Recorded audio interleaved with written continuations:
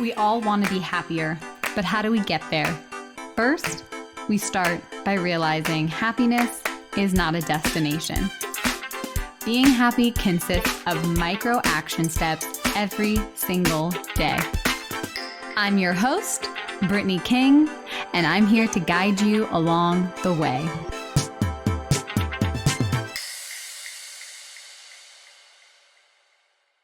Hello, my beautiful friends, and welcome back to the Positively Real podcast. Oh, feels good to do that introduction. It's been a minute. I've been in a little postpartum cocoon, a little nest, and it's been amazing. I have a ton of pre-recorded episodes that are still being rolled out, tons of amazing interviews, focus on relationships, particularly this month. I wanted to make sure that I was still sharing with you, teaching you, guiding you, even if I wasn't present fully, because I had a baby. In case you are just tuning in for the first time, I just had a baby when this is being put out into the world, and I miss creating content for my community, for my listeners. I can't say that I haven't been creating something else in my personal life, but this is just a really big part of me. So I wanted to record this episode as a little update and share my thoughts about relationships. So I wanted to dive into that today. First things first, I wanted to share a little personal life update. I have been very quiet on Instagram intentionally. I just really, during this time, it's so sacred, and I want to really focus on preserving my energy, which is very limited when you have two children and yourself and your husband and all the things. So I'm just being really intentional about where my energy and where my focus is going. So I haven't been very active on Instagram. If you follow me on Instagram, you may have noticed that. If you haven't followed me and you pop on now, you might notice that right now. I promise I'll start sharing more, but I've just been thinking a lot about my relationship with social media and sharing personal things and just finding a happy medium of all of that. So, first, I wanted to do a personal life update, and then I'll get into the episode about thriving relationships.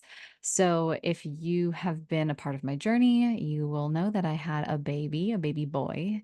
His name is Connor, and he is so sweet. He just turned 2 months yesterday or a couple days ago, which is just crazy. And I like to think of myself turning 2 months too, because when you have a baby, you birth a new version of yourself. And I have a 2.5-year-old daughter, and I birthed a whole new version of myself. And I feel like I'm still figuring out like who this new version of me is with two kids. It's so fascinating. So the transition from one to two has been a wild ride. A lot of people say it's easier, and in some ways it is. It's easier in the sense that you're not as afraid. There's less like fear that you're going to keep this human alive. Like you feel pretty confident in that, or I should speak for myself. I feel pretty confident in that. Of course, there's been some creepy crawly and scary intrusive thoughts, but I definitely have a better hold on those scary intrusive thoughts. Whereas with Ellie, my daughter, I felt like those thoughts were all consuming. I had some pretty bad postpartum anxiety. I will say that I think that postpartum anxiety and those scary intrusive thoughts don't have as much a hold on me because of the work that I've done this past 2 years and the breath work that I do and the healing, the inner work that I've been doing. I think that that also has a big part of it, and just continuing to have a mindfulness practice of being able to notice my thoughts and not attach to them. I think that also has a lot to do with it. I think after I had Ellie, it was just like the lid came off, all the things that I had shoved down for 30 some years, like, just got ripped open, and so I spent the past 2 years healing that and doing that work, going to somatic therapy, really devoting myself to my breathwork practice. So I do think that has something to do with it as well. But I will say going from 1 to 2 has been harder in the sense of your just focus is not, it's split, and then also focusing on yourself is also really challenging, and you have to really find a good rhythm in order to feel grounded because it can just pull you in all these different directions. Some of the emotions that I wasn't expecting to feel, I mean, the main emotion was grief. I felt so much grief the first couple weeks of postpartum. And it was really, really interesting because while there was so much joy and love and excitement, there was also so much sadness and grief. And I wasn't expecting that. I was not anticipating it. I felt that the first time with Ellie, like kind of grieving my past self and my past life.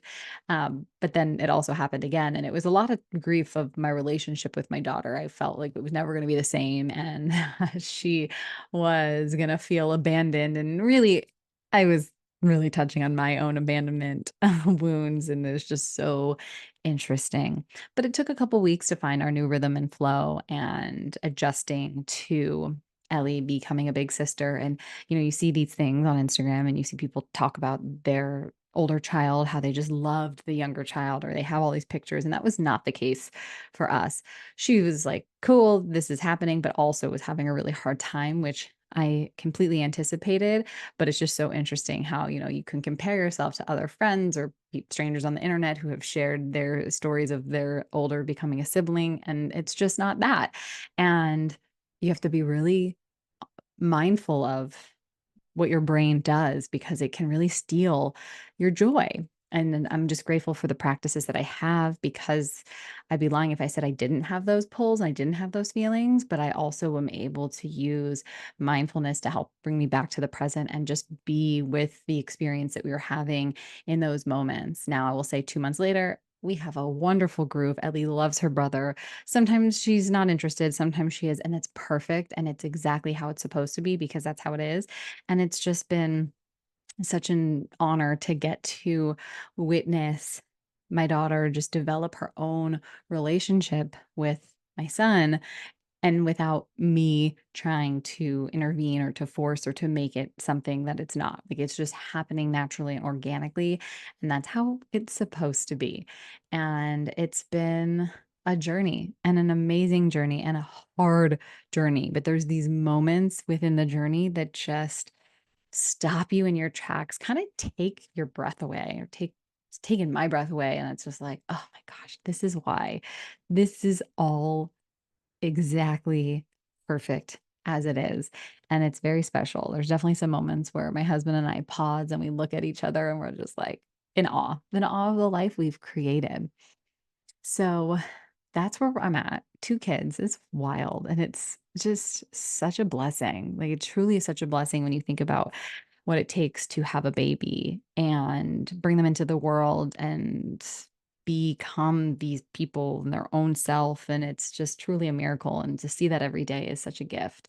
And definitely, it's easy to lose sight of that when you're wrapped up in the hard because there's a ton of hard and there's a ton of challenges. And there's been a couple of moments where I'm just like, I'm not going to let this break me. Like, I feel like I'm at that breaking point, especially in the beginning, just feeling so spread thin, feeling like my attention and my everything was just in opposite directions. And I just felt this pull. And I had this moment, and I had a couple, but there was one particular one where I was just like, felt depleted, breaking down, a little bit of helplessness, I felt a little hopeless. And it's also sleep deprivation too, like just not getting good quality deep sleep in the beginning. But it was just so interesting because it's like just at my breaking point, it's like this empowering voice comes in, and it's like, we're not gonna let this break us or take away from this time. I don't wanna be robbed of this magical time that does exist. Yes, it's really, really hard, but there's also so much magic in the ordinary of it and just the hardness of it. And those moments where I felt like breaking down, that voice came in. And I think that's just of years of doing this work. So I'm very grateful for that. I know a bunch of you have asked about my birth story. I'm gonna save that for a whole nother episode, but it was incredible. I will say that. It was even better than the first birth, which I didn't know was possible. I actually had some imposter syndrome, before I gave birth to Connor because I felt like my birth with my daughter was a fluke and that there was all these external factors that made it the way that it was. And so I was doubting myself, and towards the end, I was kinda having some fear come in, I had some doubt come in, but then I was able to use all the mindset work that I've done, getting into my body and just pulling the strength out of my body and remembering the experience that I had, that it was me that created that. And while there are external factors that can play into it, that I was the creator of that experience. And lo and behold, I created another beautiful, beautiful birth. And I will share that in another episode. So if you have asked me about it, don't worry, it's coming. It's coming. And then just where I'm at postpartum, this postpartum period feels different, but the same. It's like I've been here before, but there's just a couple of different elements. It's like in postpartum, the first time I think I was so like ready to like move forward and like get back into working and doing all these things. And this time I'm just kind of in this like middle place. I'm in this like gray area and it's a little bit scary at times because it feels so uncertain. But I like to reframe that into just this place of possibility that I'm kind of creating this new life and this new reality that I don't know exactly what it looks like yet. And I'm just kind of letting it unfold and I'm just trusting in the process and surrendering. And that's really uncomfortable, but it also feels right. So that's where I'm at postpartum. I'll say having a support system in a village has made the biggest difference. I feel so grounded and I feel so supported from the village that we have in place. But also, my partner, Brian, has just been so incredible, so supportive, like wants the best for me and nudges me to go on a walk or nudges me to go work out and just like checks in on me nonstop. And I'm so grateful for that. And I think it's just because he knows like my role in this family is, the well being of our family. And if my well being is not taken care of, then the well being of our family's not taken care of. And he understands that. And I'm so grateful for it because he's constantly like, just ask me what I need. And sometimes I don't know what I need, but even just being asked what I need is enough. And yeah, what's next is a big I don't know. And I'm usually when I say I don't know, it's tied to fear. And this is not tied to fear. It's just open. I'm just in this place of trusting and surrendering. And I know how I want to feel. I know there's different things that I can do to make me feel that way. But as far as the details and the specifics, that is all open. And I'm just kind of letting it come through as it's supposed to. And it's just been really interesting. It's kind of been a little dance because I dance between like how I used to do things and like having this structure and following these goals and this path, and then just like letting go of that. And it's finding this dance and this happy medium. I know the things that are non negotiable in my life, and I'm just following those non negotiables and just seeing what capacity I have for anything else. And that's where I'm at because me feeling good is what's most important for myself and my family and also my community because I want to show up in a way that I can really give. And if I don't have anything to give, then it's really inauthentic and it's not aligned with my purpose. So that's my little update. And now I want to get into relationships. So, relationships, this whole month is focused on relationships. When I was planning this content, I was thinking, okay, end of October, then it moves into November, December, January. It's like a lot of family time is coming up. And there's just a lot of things that happen relationship wise towards this final part of the year. So I figured like this would be a good time to kind of kick off relationships. And when I talk about relationships, it can be about anything like relationship with food, relationship with money, relationship with social media, with really anything. But for the purpose of this series, I'm really talking about relationships with other people. And so the way that I define relationships are thoughts and beliefs that we have about ourselves and about other people. And a lot of times the beliefs we have about ourselves end up shaping what our thoughts are about other people or how other people should behave. And so relationships go way beyond the actions and they are so rooted in the stories that we tell ourselves. And so, what I mean by that is your thoughts about another person decide the type of relationship that you have with them.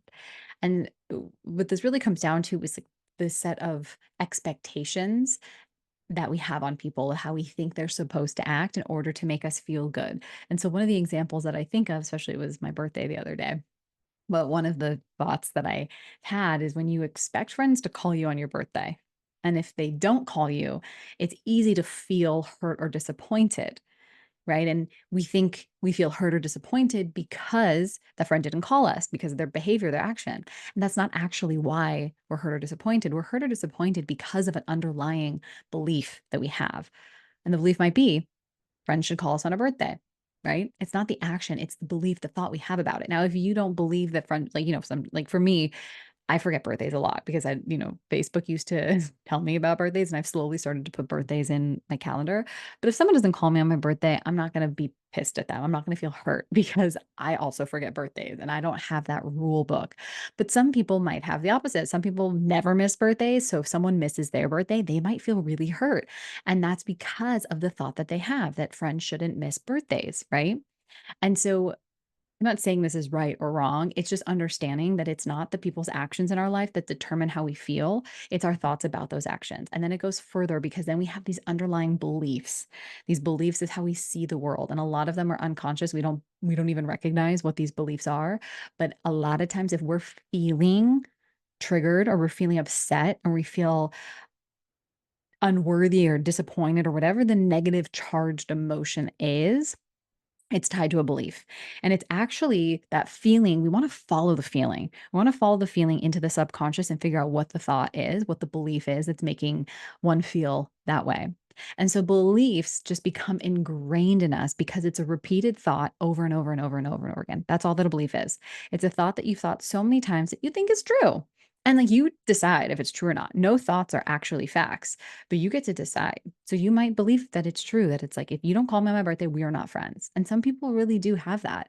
But then you just want to look at how that makes you feel and how that makes you show up. Does it kind of put a chip on your shoulder? Does it make you a little bit resentful? It's just important to check in with yourself. So let's talk about what happens when we have shoulds in our relationship. When we have a should in a relationship, we have a manual, we have an expectation, a guidebook, how people need to act in order for us to feel good. And so it's perpetuating this unhealthy way to have a relationship that other people are responsible for how we feel. And so shoulds damage relationships because it creates unrealistic expectations and it just sets you up for disappointment. And so when you say, they should know better. They should call me. They should just be nice. They should do this. They should drive slower. They should drive faster. Anytime you're shoulding is giving a hint that you have an unrealistic expectation. To you, you might think it's realistic. Let's go back to the birthday example. Yeah, to you, it might be completely acceptable or realistic and understandable that you would expect a friend to call you on your birthday. That's how you do things, especially because if you never miss a birthday, if you have every one of your friends' birthday in your calendar, that makes sense. I'm not saying it's right or wrong. I'm just saying that that's what's making you feel good or bad in a relationship. And this can be anything, but I'm just going to roll with the birthday example. So, anytime you notice yourself shitting on a friend, that's an indicator of an expectation that you have. It might seem reasonable, but it's really important to look at that expectation. Now, in order to drop the shoulds on other people, first you need to drop those shoulds on yourself because you have a lot of expectations for yourself that are most likely unrealistic. That creates a lot of pain and a lot of suffering. So start to notice what those shoulds are. I should be a better friend. I should be a better listener. I should. Drop the shoulds and stop shoulding on yourself. A should is not your own. You have a should in your sentence because it's something that someone has either told you to believe or that society has told you to believe, or it's just been handed down and you've never questioned it before. So when you drop the should, it allows you to have genuine connection because shoulds set us up for disappointment when people don't act the way that we want them to. And then it creates this disconnect. When you don't should and you are just genuinely open to the connection and maybe getting curious. Why didn't this friend call me on my birthday? That's interesting. This doesn't mean I'm not worthy of a friendship. What does it mean? It has nothing to do with you. If a friend forgets to call you on your birthday, it's more about them and not you. And that's the kind of stuff that we want to start questioning, right? Like why do we have these shoulds in place and how do we get curious instead? And so when we talk about the most important relationship, it always starts with a relationship with yourself. And I think as we're moving through this episode and you're listening to this and you're noticing if you're shitting on people or you're shitting on yourself, just take a minute to pause and ask yourself, how is your relationship with yourself? How do you treat yourself? How do you think about yourself? Speak to yourself? Is it kind? Is it loving? Or is it critical? Is it judgy? And, you know, we tend to be so much harder on ourselves than other people. If you have that harsh self criticism or judgy voice that's in your mind about who you are, how you show up in the world, most likely you might be the only person that's thinking that. And when you start really working on that relationship with yourself, you just start bringing in that self compassion. That self critic is loud and it's misdirected, it's misunderstood. It's trying to protect you, it's trying to keep you safe, it's trying to keep you small. And when you make a mistake, it comes in and it's very judgy, it's very critical because it thinks that it's going to help you not make the mistake again. But when you judge yourself and you criticize, you actually kind of shut down, you stop the ability to learn and it doesn't serve us in any way. If you want to learn from, difficult situations or interactions you have, or, let's say you do forget a friend's birthday and you feel awful about it, instead of beating yourself up and saying, I'm a terrible friend, I didn't call my friend on my birthday, I'm the worst, you can shift that into compassion and actually learn from it. Like, well, what was going on? Okay, you just didn't check your calendar, you didn't put it in your calendar. How can we learn from this? It's okay. And when you bring in that voice of compassion, you actually learn and you can be better next time. That's why your relationship with yourself is the most important, because that ends up reflecting back to every relationship that you have in your life. Because when you can be kind and accepting of yourself, it allows you to be that way with others. And that's the key to a thriving relationship is acceptance. It's like, can you meet people where they're at? And the only way that you can meet people where they're at is if you meet yourself where you're at, right? You meet yourself where you're at and accept yourself, accept all parts of yourself, the parts of yourself that you don't love, the parts of yourself that you try to hide, the parts of yourself that you judge or shun or push away. Can all parts of yourself come to the party? Are they invited to the party? And can you accept that they are going to be there? It's not all of you, it's just parts of you. And when you can identify those parts, it really allows you to be your whole, authentic, true self, which then really gives permission to the people around you to be their true, authentic, real self. Because we all have these different parts. We all have these different parts of us that we're trying to hide. But if we can be accepting of ourselves, then it gives permission to the other people in our life as well. Now, I do want to differentiate between accepting people for who they are and then allowing poor treatment, right? Or ignoring your boundaries. It's really important that you know what your boundaries are. It's really important that when a boundary is violated, you pay attention to how that feels in your body. It's not about letting people walk all over you, right? It's about accepting them for who they are, but not allowing them to treat you in a way that is mean or unfair or condescending or whatever it is. If someone is taking advantage of you and you're noticing it and it's crossing your boundaries, it's your responsibility to keep that boundary. You can accept that person and know that that's just their behavior, and you don't have to make that mean anything negative about yourself. You just have to make sure that you keep that wall up to protect yourself and maintain the integrity of your relationship. That's really what boundaries do. Boundaries are like, this is mine, that's yours, and I want to maintain our relationship. So, in order to do that, I have to keep this boundary up. So it's not about just letting people walk all over you, right? When you accept people, it's not about that's just how they are. They're just going to treat me in a negative way. No, we're not accepting poor treatment, but it's about allowing them to be who they are without that negatively impacting how you feel about yourself, because that's on them. So, other ways that you can strengthen your relationship and reduce frustration and disappointment is almost like visualizing this wall, or this, like, I like to put my hands up of like that's, or like a side of the street. So when someone is doing a behavior that I don't agree with, or, it's not how I would do things, I kind of put a hand out and I'm like, that's their stuff. That's their side of the street.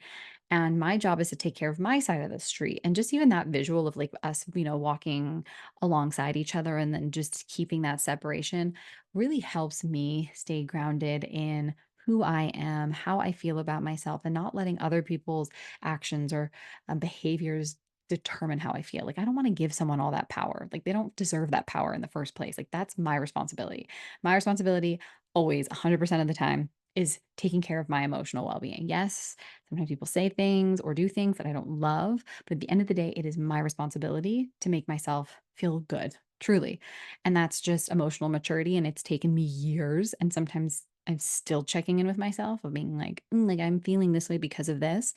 And of course, I'm gonna have those moments. I'm human. We're all human. But just having that pause and that awareness to redirect it makes a huge, huge difference. So that's what I have for you today. A little life update, my secret to thriving relationships, what relationships are.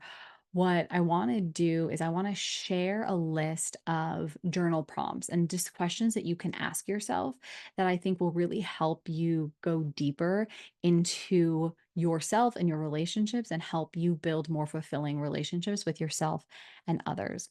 So I'm going to put this in a Google Doc for you so then you are able to do these exercises.